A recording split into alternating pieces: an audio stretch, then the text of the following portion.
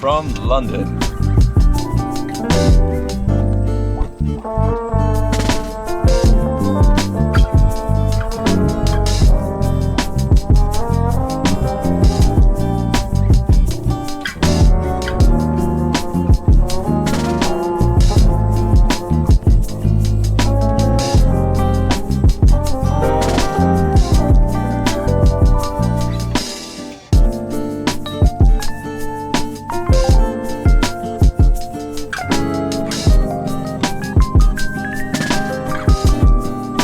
While it may have only been a week for you, it's actually been a while since we last spoke to you, and a fair amount has happened in that time.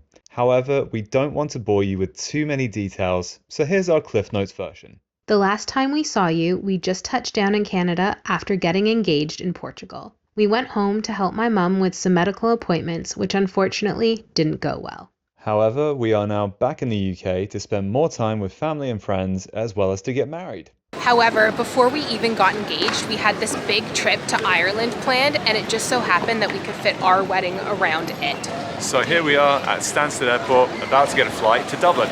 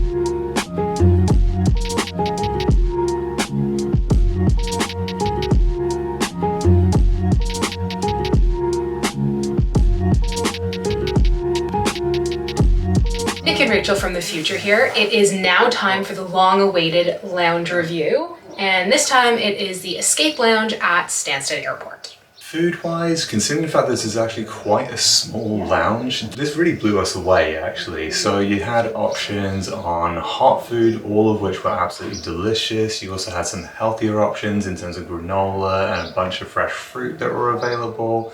And also you had your cereal options too. And it was all, again, very, very good quality stuff. So while it didn't necessarily completely blow us away for a small lounge, it was excellent. So we're going to give this one an 8. In terms of drinks, they really had a good selection. They had a coffee machine that could make a variety of different types of fancy coffees. They also had still and sparkling water. They had a number of juices, and they had a pop dispenser. They had a lot of available wine and beer and spirits, and could mix fancy cocktails for you upon request. The only downside is that they didn't have any drinks that you could take away, and because of that, we're rating it an 8 out of 10. Cleanliness wise, it was good, but there were a few stains on the floor that we noticed, and the service in terms of taking our plates away wasn't quite as attentive as we found in other lounges. So with that, we're going to give this one an 8.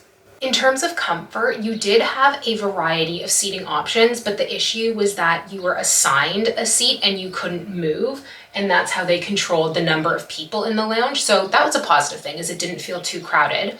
The other negative is that they didn't have any lie flat seats for if you really needed to get some Z's. So with that, we're giving it a 7 out of 10. The main place where this falls flat though is really the amenities. It's only a small lounge, so really was only set up to just be kind of more like a restaurant bar kind of area. And it didn't really cater for anything else. The toilets were also outside the lounge, which is another strike against it. So we really couldn't rate this any higher than a 5 out of 10. So the grand total for the Escape Lounge at Stansted Airport was 36 out of 50, which puts it solidly as a mid-tier lounge. Considering just how small this lounge actually was, then this really took us by surprise. So if you want to be pleasantly surprised by one of the lounges in Stansted, then this is actually a really good one. We have thoroughly enjoyed our time in the lounge now. And by we I mean I, am no longer hangry. But now it's time to board our flight.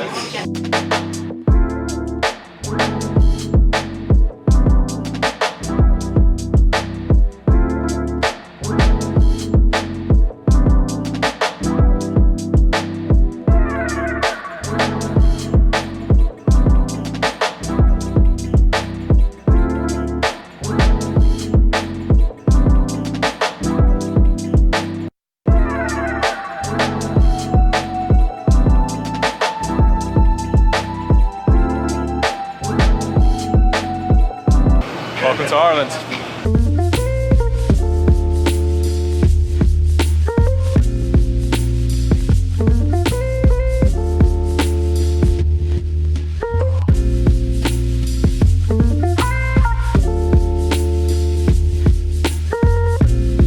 We are finally in the rental car after a little bit of a palava, which we will tell you about later.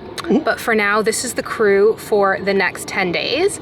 My Aunt Linda, my mom, my uncle is in the front. Hello. And there is Nick.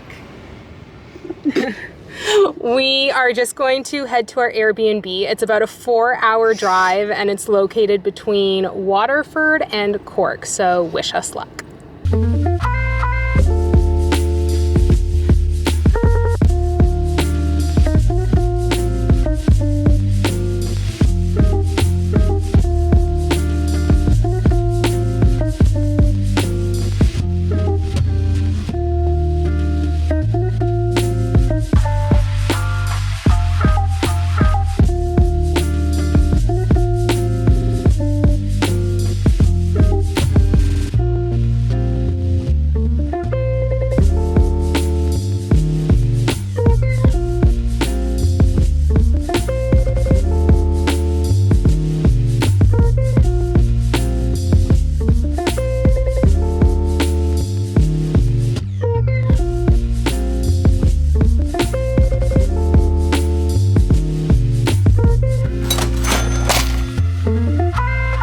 And just like that, we are now finally at our Airbnb, but my God, was it quite a day. Yeah, it's been super stressful because when we arrived to Dublin Airport, we had to pick up our car rental and there were instructions which we followed to phone the car rental place for them to send the shuttle. Number one, it was extremely difficult to get through to them. We had to phone 3 or 4 times. And when we finally did get through to them, they told us the booking had been canceled, but we had never received a cancellation notice. And they told us it was because they had no cars, and they blamed the cancellation on Priceline. And then finding a number to call Priceline was very difficult. When we finally did connect to a human at Priceline, they blamed it on the car rental company. But the good news is that in the end, it has worked out. We did have to make a completely new car rental booking from one of the car rental places at the airport, and I feel like we were a little bit lucky to actually get one for the same dates that we needed and a same day reservation. But as I said, it worked out. We have a car to drive around Ireland for 10 days and we are here now. Yeah, and I can say after having been behind the wheel for the best part of about 5 hours, it's a joy to drive. So I'm actually very, very happy with how it's shaken out, even if we are having to get refunds and all that kind of gubbins. But that's another thing for another time for us. But now that we're here, we are absolutely bushed, and so therefore we are going to call it a day, but we will definitely be picking this up with you tomorrow. So until next time, take care. And keep smiling.